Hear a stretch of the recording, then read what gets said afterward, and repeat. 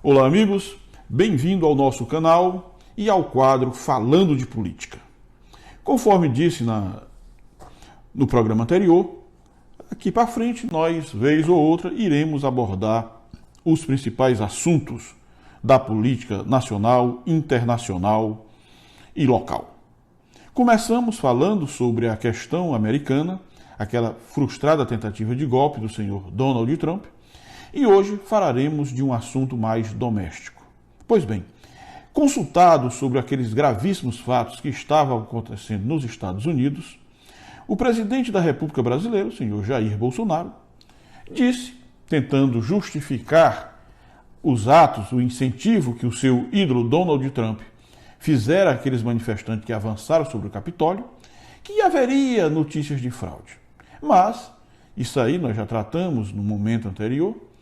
O mais grave do que disse o senhor Bolsonaro foi que, caso o Brasil, para a eleição de 2022, não adote o voto impresso, teremos fatos bem piores ocorrendo aqui no Brasil.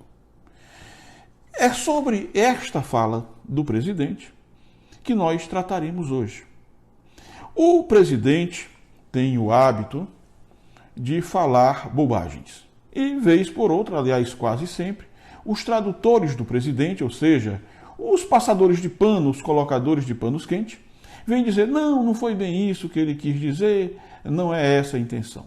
No caso dessa declaração de que, caso o Congresso, caso a Justiça, caso o Supremo Tribunal Federal, a Justiça Eleitoral, não adotem o voto impresso, o presidente da República já diz que ocorrerão fatos bem mais graves.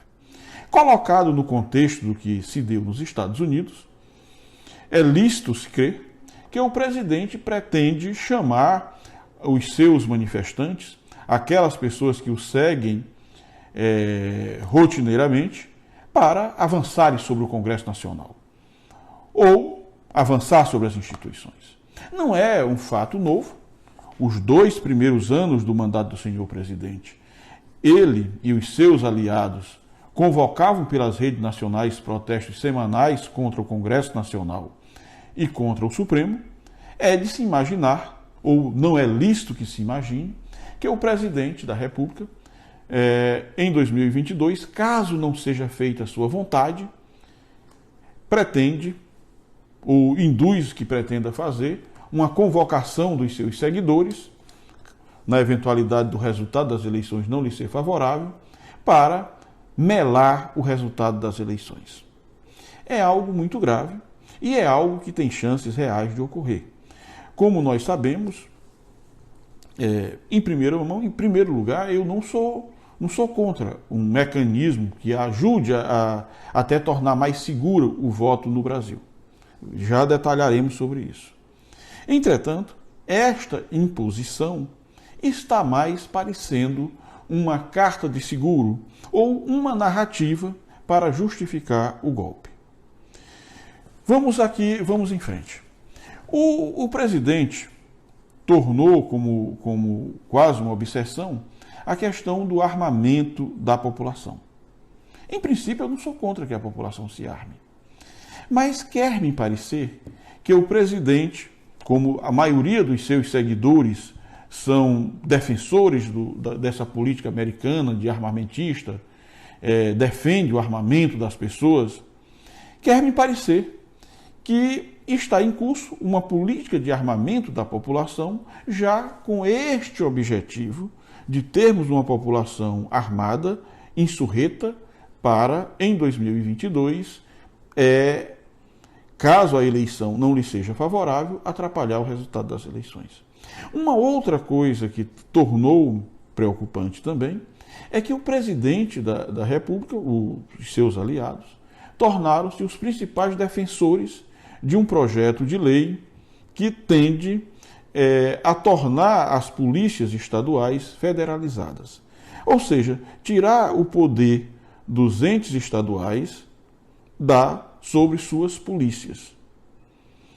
Em princípio, é uma tese que se pode discutir, embora acredite eu que viole o Pacto Federativo, mas é uma pauta que estava até então em discussão sem chamar mais atenção.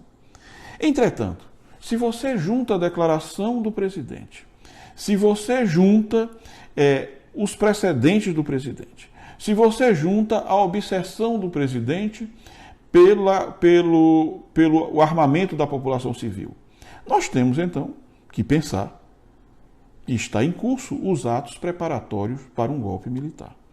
Em relação à dúvida do presidente sobre as eleições nacionais, eu acompanho as eleições há mais de 30 anos.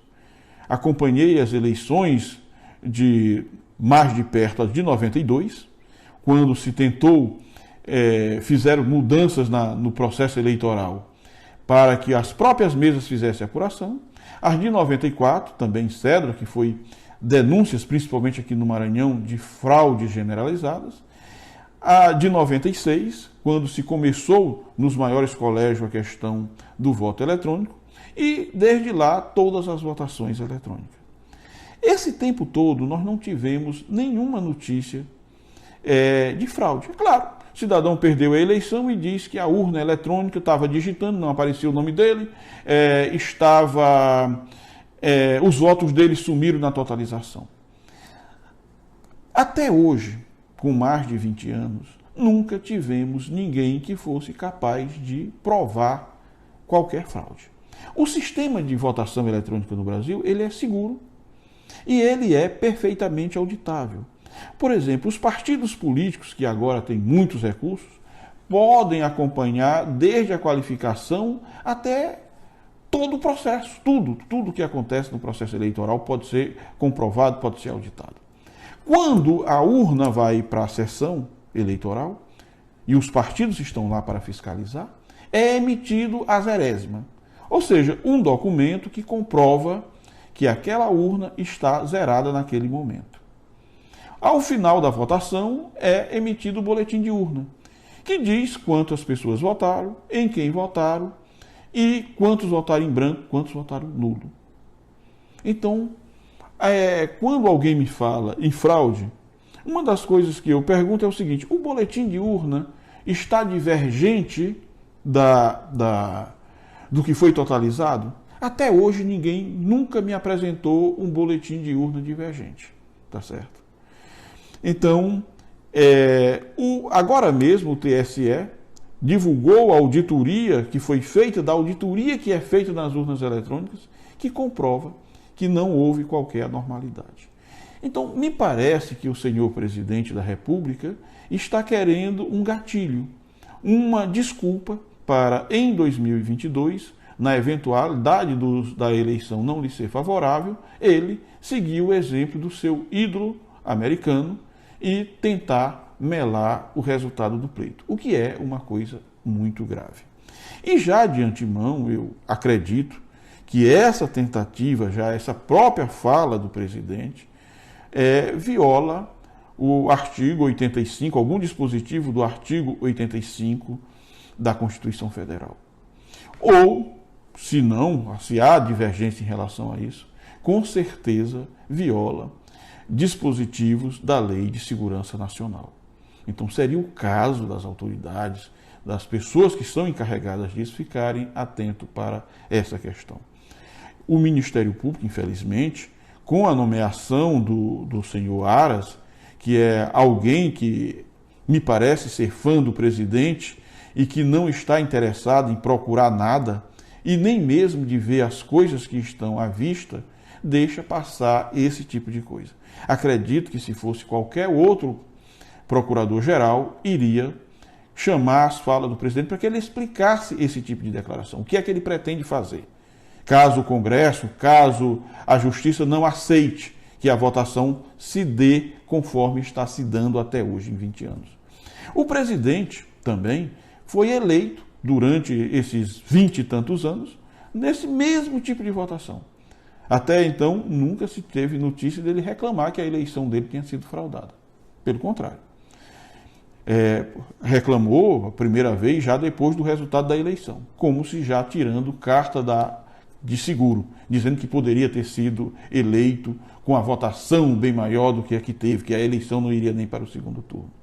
O presidente é o chefe da Polícia Federal, o chefe da ABIN, poderia pedir que se investigasse sua suspeita, poderia peticionar ao TSE com elementos pedindo que se apurasse isso. E o TSE iria mandar justamente a Polícia Federal apurar, que é a Polícia Judiciária Federal. Por que não faz isso? Tá certo.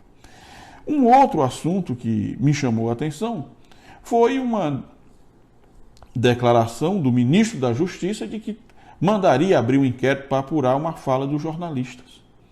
O jornalista, pelo que eu tomei conhecimento, sugeriu que caso o presidente Donald Trump viesse a suicidar-se, que o presidente brasileiro fizesse a mesma coisa, seguisse o exemplo. E aí o ministro da Justiça disse que iria abrir o inquérito para apurar se não estaria havendo o crime de instigar ao suicídio. Primeiro que o senhor Bolsonaro jamais iria aceitar a sugestão do jornalista. Então já não haveria qualquer, embora eu acho de mau gosto, que alguém sugira que alguém se mate, coloque essa ideia. O tipo criminal do artigo 122 do Código Penal não se aplica àquela coisa. Então me parece que o ministro da Justiça e até aluno de primeiro ano de faculdade, ainda mais vagabunda, sabe que não se aplica. Não é aquele o caso.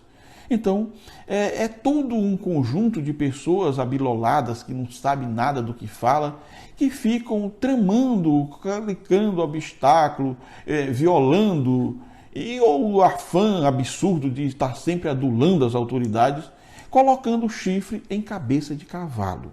O que é grave disso tudo, o que o ministro da Justiça deveria mandar apurar, o que o seu Aras deveria mandar investigar, seria o que o presidente quis dizer ao colocar que, caso o resultado da eleição, caso não se faça isso ou faça aquilo, ele vai colocar uma insurreição no país. Então, meus amigos, esta é o nosso segundo Falando de Política. Acompanhe, se inscreva no nosso canal.